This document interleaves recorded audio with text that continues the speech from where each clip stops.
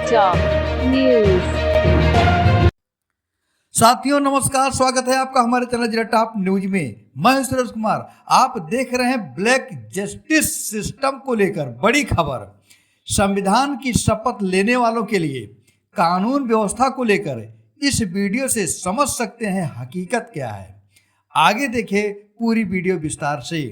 कपिल जी, मैं आपको धन्यवाद देता हूं और ये फिल्म बनाने के लिए, ये वेब सीरीज बनाने के लिए बहुत बहुत धन्यवाद। कहां का सत्यमेव जयते, कहां का सत्यमेव जयते, कहां का सत्यमेव जयते। सुप्रीम कोर्ट के जजेस, हाई कोर्ट के जजेस जरूर इसको देखें और आत्मचिंतन करें कि भारत की न्याय प्रणाली कहां पहुंच गई है। भारत में टोटल 5 करोड़ केसेस तो वो हैं जो district court, high court, supreme court में है। इसका मतलब 5 करोड़ परिवार न्याय की आशा में बैठा हुआ है। ऑन एन एवरेज एक परिवार में 6 आदमी रख लीजिए, तो यानी 30 करोड़ लोग न्याय की आस लगाए बैठे हुए हैं। 30 करोड़ का मतलब एक अमेरिका, 30 करोड़ का मतलब 15 ऑस्ट्रेलिया, 30 करोड़ का मतलब 7 कनाडा, 30 करोड़ का मतलब 1.5 ब्राजील।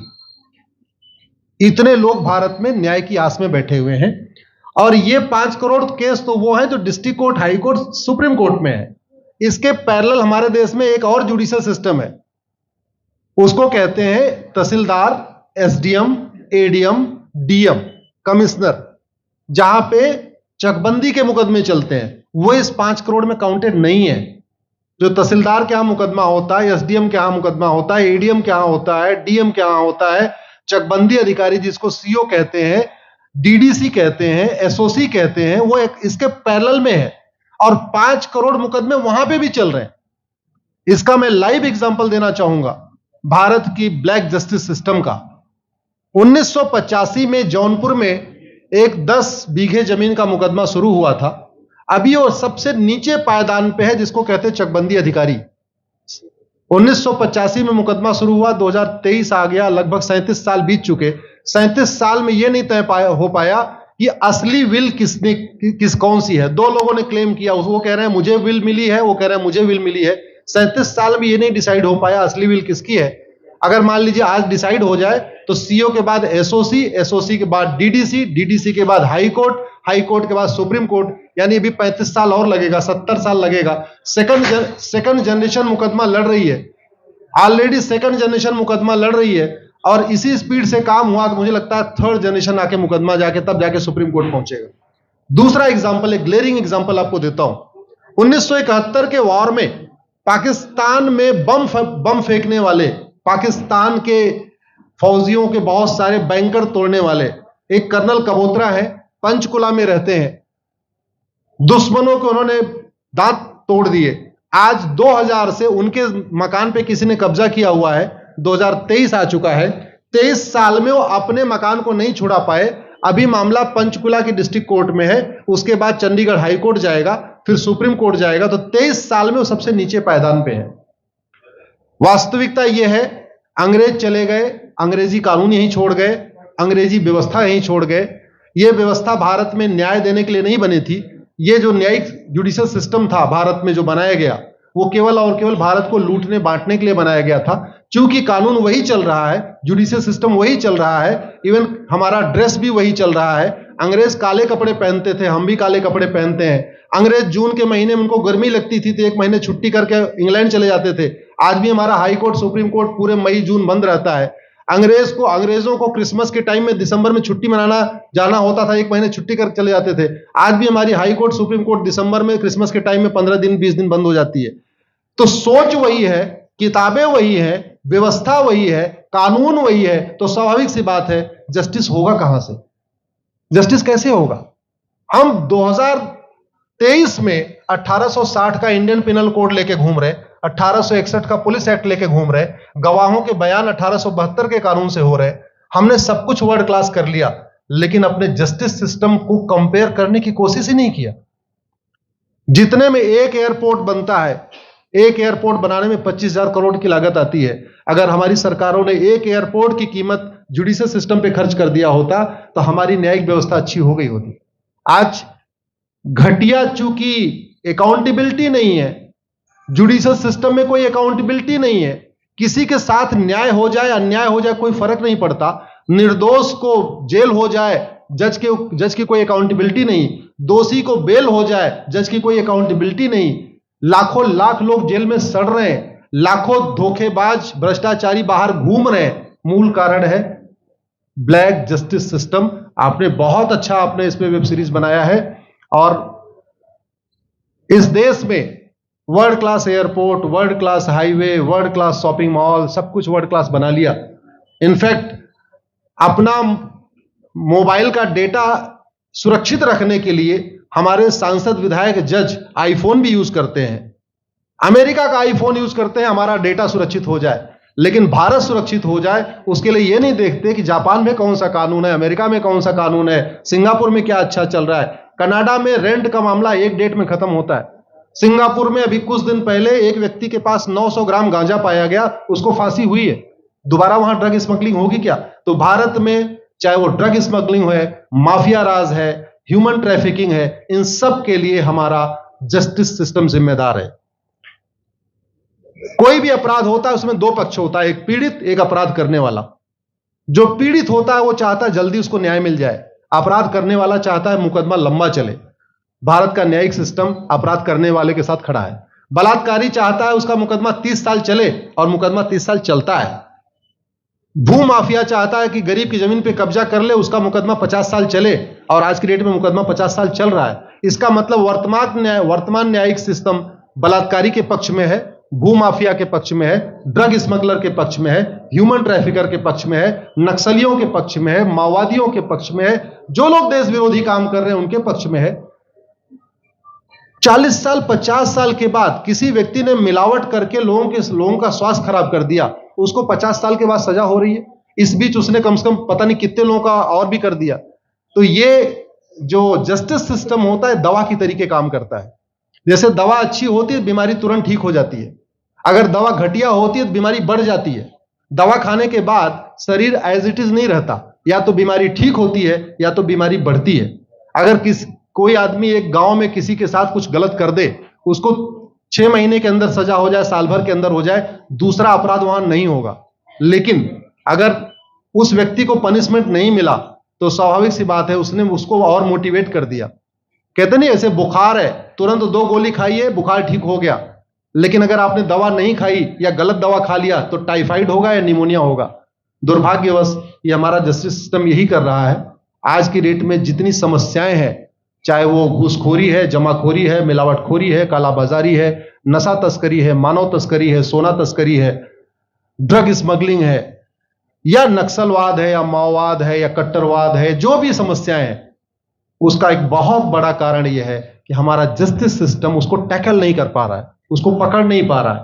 और इसीलिए भारत में अराजकता है।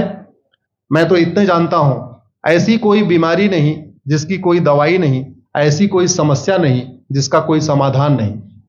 हम हर चीज के लिए बाहर से चीजें खरीदते हैं, तो हम ये क्यों नहीं देख रहे हैं कि आखिर चाइना का जस्टिस सिस्टम कैसा है, सिंगापुर का कैसा है, कनाडा का कैसा है, फ्रांस का कैसा है और अमेरिका का कैसा है। हम क्यों नहीं बेस्ट प्रैक्टिसेस उनकी अडॉप्ट कर लेते। दुनिया के कई देशों ने नार्को पॉलीग्राफ ब्रेन मैपिंग कानून बना दिया। मेरी बहन दीपिका नारायण बैठी हुई है, ये लगातार फॉल्स केसेस के खिलाफ, इनको मैं देखता रहता हूं, एक्टिव रहती है। एक कानून बन जाए नार्को पॉलीग्राफ ब्रेन मैपिंग और कंप्लेन पे अंडरटेकिंग ले लिया जाए कि जो कुछ मैं शिकायत कर रहा हूं इसके लिए मैं अपना नार्को पॉलीग्राफ ब्रेन मैपिंग कराने के लिए तैयार हूं, हजारों की संख्या में फेक केसेस खुद ही खत्म हो जाएंगे। आज की डेट में लोग जुडिशरी की लापरवाही के साथ साथ फर्जी केस से परेशान है, फर्जी गवाही से परेशान है, फर्जी एफआईआर से परेशान है, हजारों परिवार परेशान है। कई बार देखा गया कि जो फैमिली के केसेस होते हैं उसमें कितने सारे फेक केसेस भी आ रहे हैं। तो जो वास्तव में दोषी हैं उनको पनिशमेंट नहीं मिल पा रहा है, जो निर्दोष हैं उनके खिलाफ फर्जी केसेस हो रहे हैं।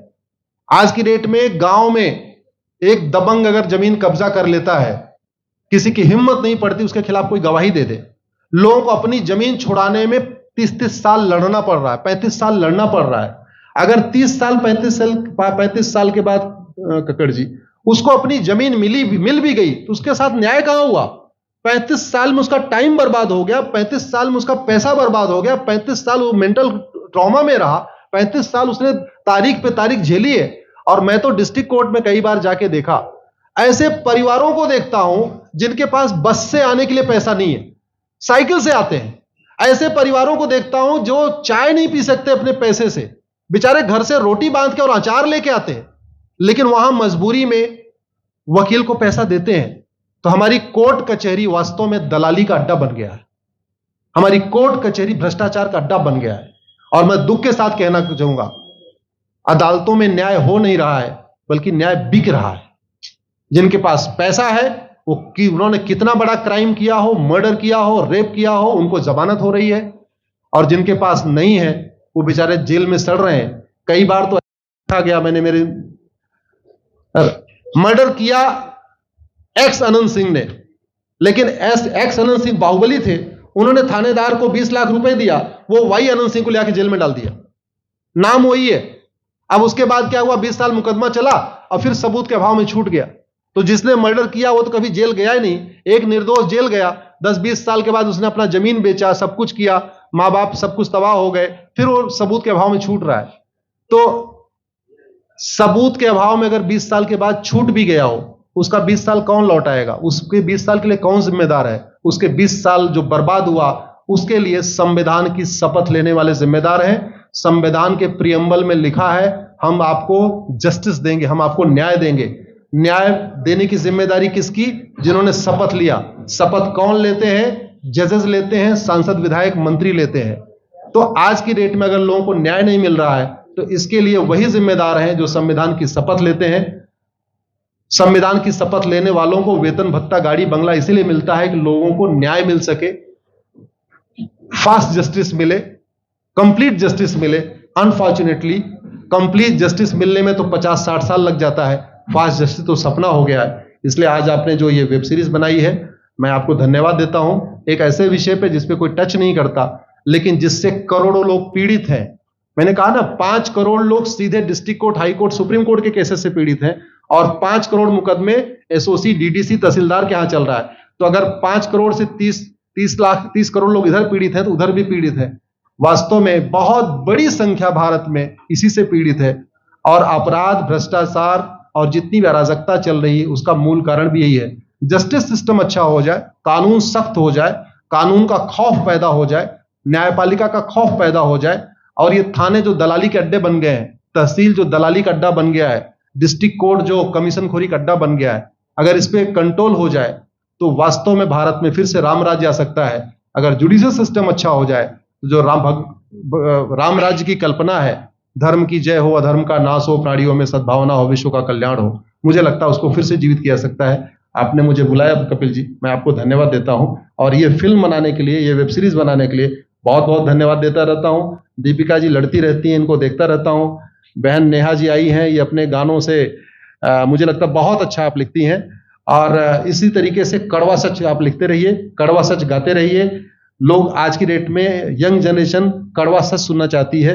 मीठे झूठ ने इस देश में शुगर, डायबिटीज पैदा कर दिया। भारत केवल लोग डायबिटीज से नहीं पीड़ित हैं, बल्कि हमारी व्यवस्था को डायबिटीज हो चुका है। और उस डायबिटीज को दूर करने के लिए नेहा राठौर जैसी बहनें जो सही बात कह रही हैं, दीपिका जी सही बात कह रही हैं। आप लोग जो है बहुत अच्छा काम कर रहे हैं।